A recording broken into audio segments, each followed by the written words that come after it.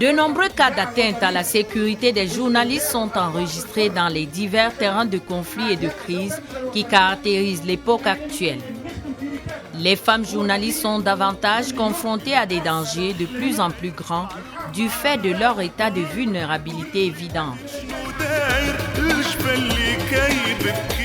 Faire face à l'adversité, les femmes des médias dans les situations de crise et de conflit, ce thème était au centre des échanges lors de la 35e conférence de l'Association internationale des femmes de radio et télévision tenue à Casablanca au Maroc.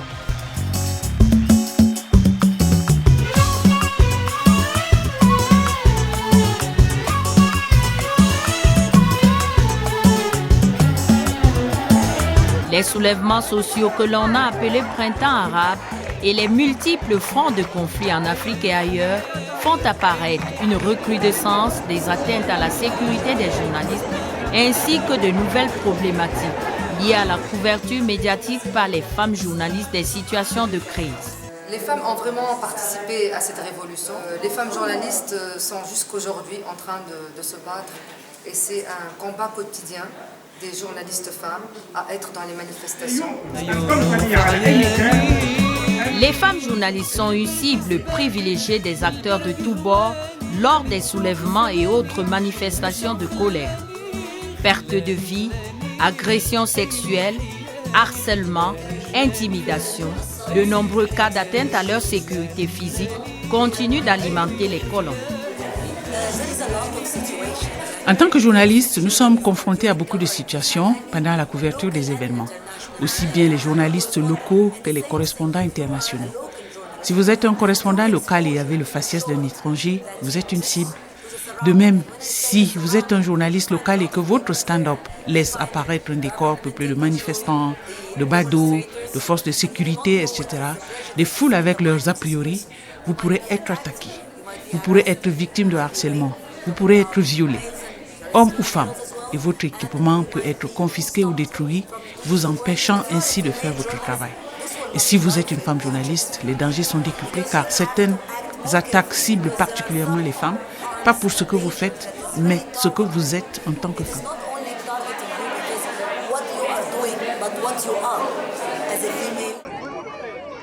Les femmes journalistes sont ainsi de plus en plus confrontées à des dangers dans l'exercice de leur profession.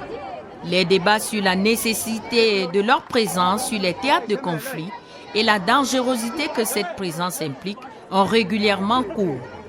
Je pense qu'autant que femme dans les conflits, en général, les problèmes, c'est les mêmes que pour nous. Il n'y a pas plus de problèmes qu'on peut, s'il y a un bombe, il ne va pas dire « Ah, c'est une femme » ou c'est un homme.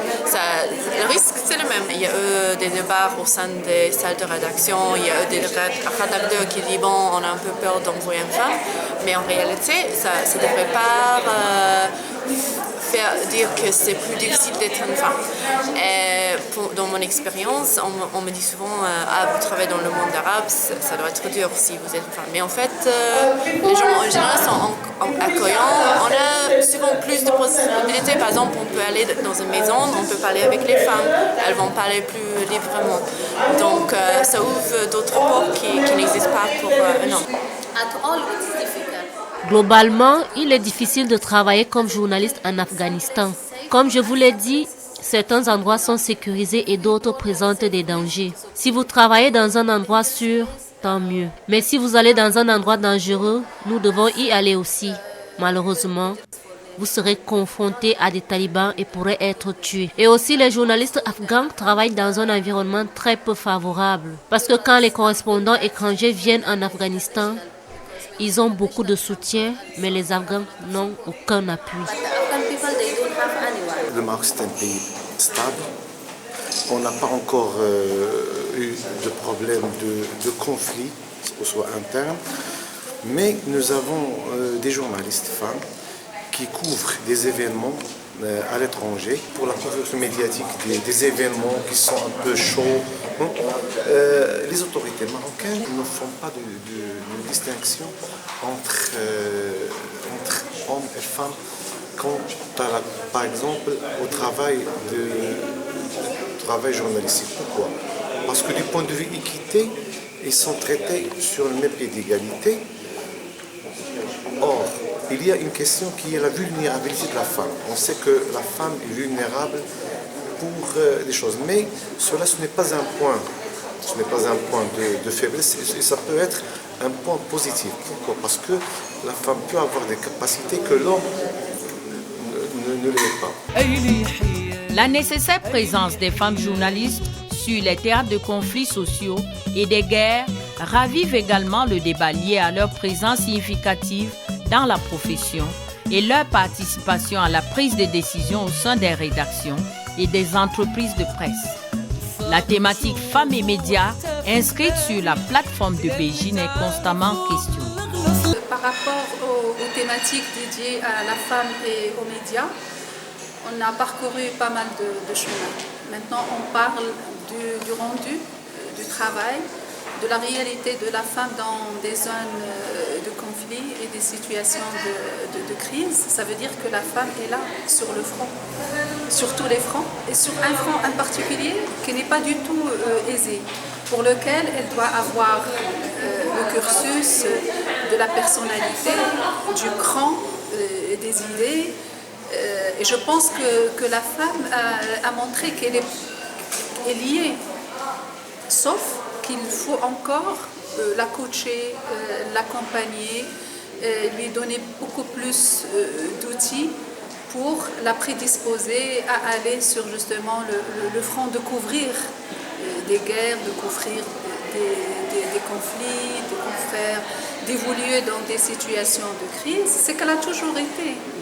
La femme est toujours secouée, est toujours bousculée, elle est toujours à démontrer, à prouver qu'elle est à la hauteur, qu'elle est capable. Au Maroc, et c'est une tendance mondiale, la profession se féminise. Il y a de plus en plus de femmes journalistes. On a cité le chiffre de 28% de femmes qui pratiquent, mais c'est un chiffre qui ne reflète pas la réalité. On parle de 28% de femmes qui ont la carte de presse. Bien sûr, il y a un plus grand nombre de femmes praticiennes et qui n'ont pas accès à cette carte professionnelle. Je m'appelle Samira Sitaï, j'ai 49 ans et je suis journaliste marocaine. Je suis journaliste depuis 26 ans, j'ai fait le choix du journalisme télévisé à l'issue de mes études, à une période où le journalisme télévisé était interprété un petit peu comme un journalisme de seconde zone. On était les speakers, on était ceux qui animaient, qui présentaient, qui jouaient un rôle à la télé. Nos confrères de la presse écrite étaient, eux, commentaient, analysaient, plus sérieux dans les chroniques, etc. Et nous étions ce journalisme de seconde zone. Aujourd'hui, c'est une vraie spécialité. C'est un vrai journalisme qui est reconnu dans sa plénitude, dans son entièreté. Et vivant cette évolution-là, j'ai présenté des journaux télévisés, j'ai fait de l'investigation, j'ai fait du documentaire, j'ai animé des débats politiques, etc., etc. Et puis il y a une dizaine d'années, j'ai été nommé à un poste de direction, celui de l'information, donc à Lausanne. Je ne sais pas si mon parcours a été brillant, en tout cas il a été difficile. Vous êtes à l'intérieur d'enjeux politiques, d'enjeux politiciens, d'enjeux pour le partage du pouvoir, d'enjeux pour le contrôle des médias. La prévisibilité de certains risques encourus par les femmes journalistes dans les situations de crise nécessite des mesures préventives. La formation des professionnels appelés à travailler dans des zones de danger sont entre autres mesures préconisées. I would stand for training always is to give the culture of training and safety to. Je penche pour la formation, car elle donne la culture de la formation et de la sécurité de tous les journalistes avec une concentration particulière sur les femmes journalistes. Le reportage sensible au conflit, cela est essentiel pour notre partie du monde. Maintenant, comment rendre compte d'un conflit sans propagande? Parce que c'est ce qui se passe en ce moment.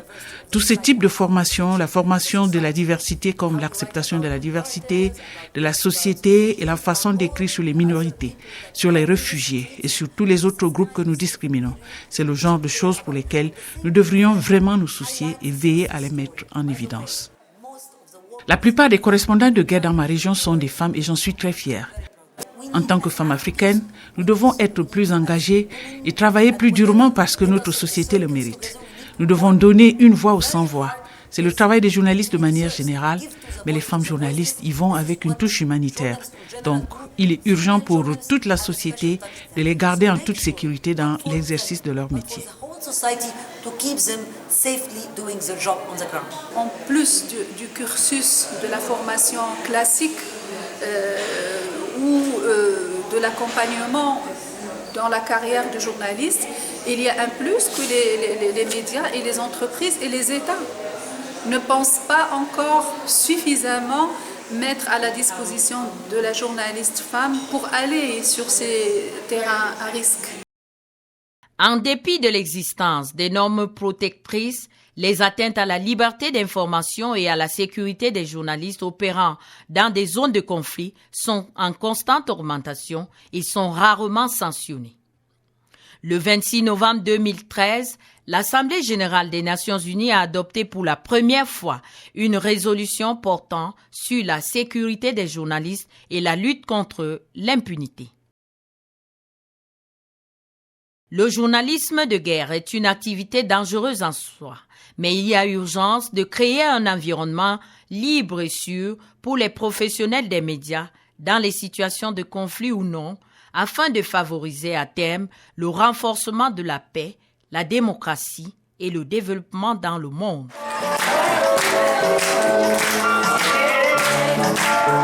I